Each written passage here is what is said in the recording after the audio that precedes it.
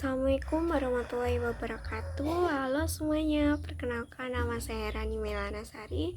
Saya dari Rombel PAKT IUP.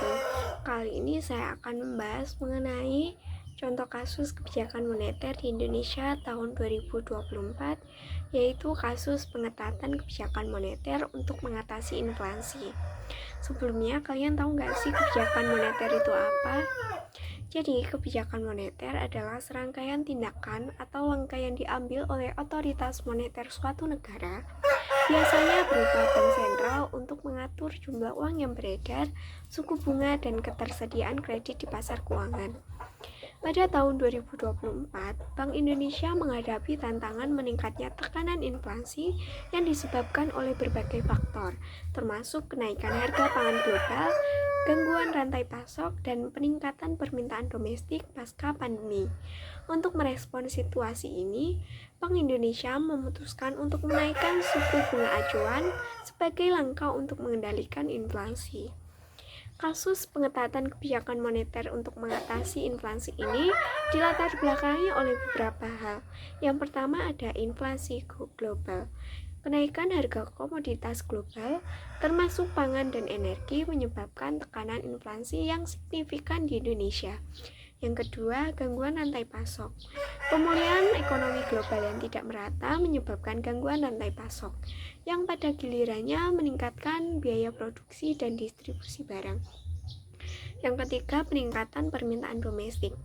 Pemulihan ekonomi pasca pandemi menyebabkan peningkatan permintaan domestik yang lebih cepat daripada peningkatan kapasitas produksi. Nah, pada kasus ini menyebabkan beberapa dampak. Yang pertama ada penurunan inflasi. Dengan menaikkan suku bunga acuan, Bank Indonesia berharap dapat mengurangi permintaan agregat dan mengendalikan laju inflasi. Yang kedua ada pengaruh terhadap pertumbuhan ekonomi. Kenaikan suku bunga dapat menekankan konsumsi dan investasi yang berpotensi memperlambat pertumbuhan ekonomi. Yang ketiga, nilai tukar rupiah. Kenaikan suku bunga cenderung memperkuat nilai tukar rupiah karena arus modal asing yang masuk untuk mencari imbal hasil yang lebih tinggi. Nah, yang terakhir yaitu mengenai saran penyelesaian dan penguatan kebijakan menurut saya sendiri, yaitu ada satu, koordinasi dengan kebijakan fiskal. Pemerintah perlu bekerja sama dengan Bank Indonesia untuk memastikan kebijakan fiskal, seperti pengeluaran pemerintah dan subsidi yang dapat membantu menstabilkan harga barang-barang esensial tanpa menambah beban inflasi. Yang kedua, penguatan sektor pertanian dan energi. Untuk mengatasi masalah inflasi yang disebabkan oleh kenaikan harga pangan dan energi, perlu adanya kebijakan yang mendukung peningkatan produksi pangan domestik dan diversifikasi sumber energi. Yang ketiga, ada peningkatan efisiensi rantai pasok.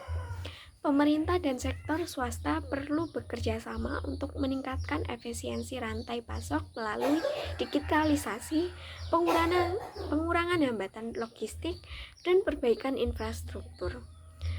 Mungkin itu saja yang dapat saya sampaikan. Ada kurang lebihnya saya mohon maaf. Wabillahi taufiq wal hidayah. Wassalamualaikum warahmatullahi wabarakatuh.